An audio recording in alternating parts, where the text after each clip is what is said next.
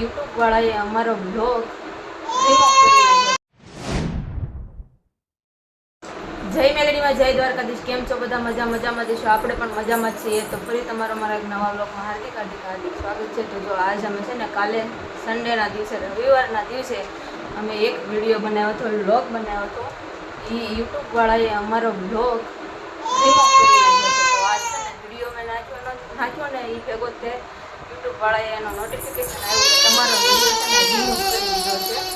પછી એમાં અપીલ કરવાનું આવતું કે તમે અપીલ કરી શકો છો કે તમારા વિડીયો આપણે ફરી નજર ફેરવી શકીએ એમ.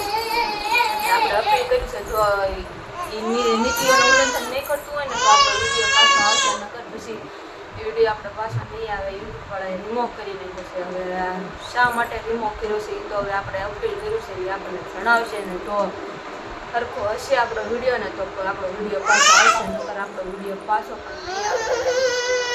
એટલે છે ને કોઈ વસ્તુ છે ને જાણા જોઈ આવવાનું કે જો અમે એમાં કાંઈ ઓલું કર્યું નથી વિડીયામાં તોય તે યુટ્યુબવાળાએ અમને એ વિડીયાને રિમૂવ કરી આપ્યું. હવે અપીલ કરી છે જો અમારો વિડીયો પાછો આવે તો હવે નકર મને હોય આવી શકે. હવે કાંઈ ખબર નહીં.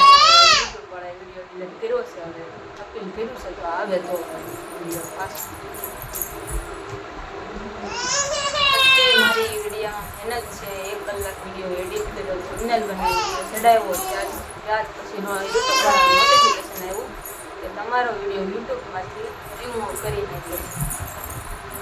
પછી 72 કલાકનો સમય આપ્યો છે. 72 કલાકમાં તમારા વિડીયાના વિશે તમને નોટિફિકેશન આવશે. હવે તો હવે વિડીયો પાછો આવશે ને તો પછી આવી જાય, નહીં આવે તો પછી ખબર નહીં હવે વિડીયો પાછો આવે કે ન આવે. હવે તમે બધા અમને સપોર્ટ કરો કે અમારો વિડીયો પાછો આવી જાય. બસ જો આજનો બ્લોગ ગમ્યો તો લાઈક, શેર, ચેનલને સબસ્ક્રાઈબ કરી નાખો ને વિડીયો માટે છે ને થોડીક પ્રાર્થના કરો કે અમારો વિડીયો એ પાછો આવી જાય.